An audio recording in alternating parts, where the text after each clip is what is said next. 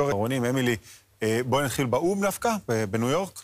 כן, אני רק רציתי להגיד לגבי משא ומתן, או אם יהיה הסכם או לא, או אם זה מה שטראמפ באמת רוצה, זה חשוב מאוד להגיד שאי אפשר לסמוך על המשטר הזה. לא משנה מה, אם יש הסכם או אין הסכם. מה שהם עשו רק אתמול, הם איים על רפאל גרוסי, הראש של הסוכנות בינלאומית לאנרגיה אטומית. הם אמרו שהוא צריך לקבל עונש לדוח שהם פרסמו לפני כמה ימים, שאמר שהמשטר האיראני לא עומד בדרישות שלהם.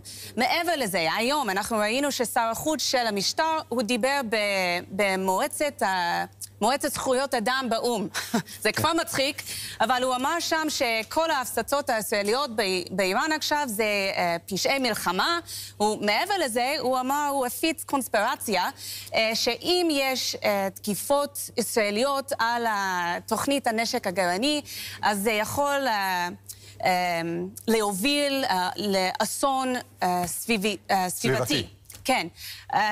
זה כבר מצחיק שהוא היה באום בכלל, אבל אנחנו יודעים כישראלים מה קורה באום, אז זה לא כל כך הפתעה, אבל העובדה שהוא עשה את זה באותו יום, שאנחנו רואים תקיפות איראניות בבתי ספר, בבית חולים, במסגד, בחיפה, זה פשוט צפיות. כן. רני, כמה אוויר נשאר לציבור באיראן?